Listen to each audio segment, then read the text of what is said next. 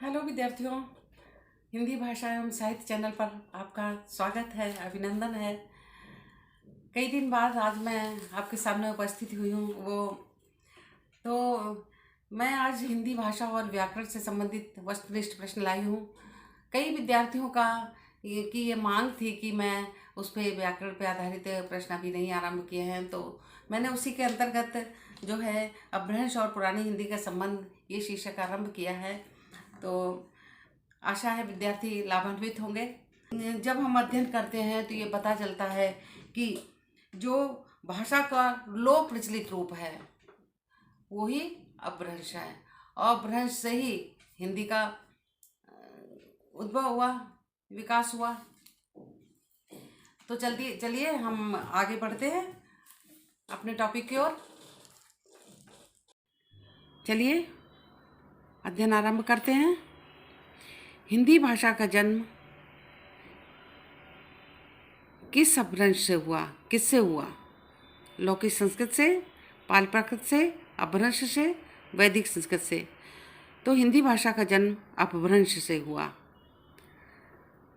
प्रश्न नंबर 2, निम्न में से अपभ्रंश की भाषा का काल कौन सा है? अपभ्रंश का भाषा का काल कौन सा है? 1000 ईस्वी पूर्व से 500 ईस्वी तक, 500 ईस्वी पूर्व से 500 ईस्वी पूर्व तक, 500 से 1000 तक, 500 से 1000 ईस्वी तक। तो इसका उत्तर होगा द 500 ईस्वी से 1000 ईस्वी तक। इससे पहले आपका दिया है 500 ईस्वी पूर्व से 1000 ईस्वी तक, लेकिन नहीं, आपका जो उत्तर है 500 ईस्वी से लेकर के 1000 ईस्वी तक। प्रश्न नंबर 3, आधुनिक भारतीय आर्य भाषाओं के उदय के पूर्व आर्य भाषा का कौन सा रूप विद्यमान था? आधुनिक भारतीय आर्य भाषाओं के उदय के पूर्व आर्य भाषा का कौन सा रूप विद्यमान था? अपभ्रंश का। अपभ्रंश का प्रथम कवि किसे माना जाता है? चतुर्भुज, ईशान, स्वयंभू, धनपाल स्वयंभू को माना जाता है। सा उत्तर सही होगा। प्रश्न नंबर 4, हिंदी को बोलचाल की भाषा कब से माना जाता है? हिंदी को बोलचाल की भाषा पहली शताब्दी से, 1000 ईस्वी से, 500 ईस्वी पूर्व से या 1600 ईस्वी से। तो 1000 ईस्वी से हिंदी की बोलचाल की भाषा कब से माना जाता है? 1000 ईस्वी से। अगला प्रश्न है, विद्यापति ने अपभ्रंश से भिन्न प्रचलित बोलचाल की भाषा को क्या कहा? विद्यापति ने अपभ्रंश से भिन्न प्रचलित बोलचाल की भाषा को क्या कहा? ब्रजभाषा, राष्ट्रभाषा, राजभाषा या देशी भाषा? तो देशी भाषा कहा। विद्यापति ने अपभ्रंश से भिन्न जो है प्रचलित बोलचाल की भाषा को देशी भाषा कहा। किसने अपभ्रंश नाम न देकर लोक भाषा को देश भाषा कहा? विद्यापति ने। सा उत्तर सही होगा। आधुनिक भारतीय भाषाओं का विकास किससे हुआ? आधुनिक भारतीय भाषाओं का विकास अपभ्रंश से हुआ। प्रश्न नंबर 8, अपभ्रंश का विकास किससे हुआ? अपभ्रंश का विकास संस्कृत भाषा से, पाली भाषा से, राष्ट्रभाषा से, प्राकृत भाषाओं से। किससे हुआ? प्राकृत भाषाओं से। अपभ्रंश की उत्तरकालीन अवस्था का क्या नाम है? अवहट्ट। अपभ्रंश की उत्तरकालीन जो अवस्था थी उसका क्या नाम था? अवहट्ट।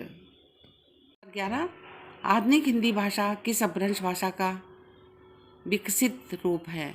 आधुनिक हिंदी भाषा किस अपभ्रंश भाषा का विकसित रूप है?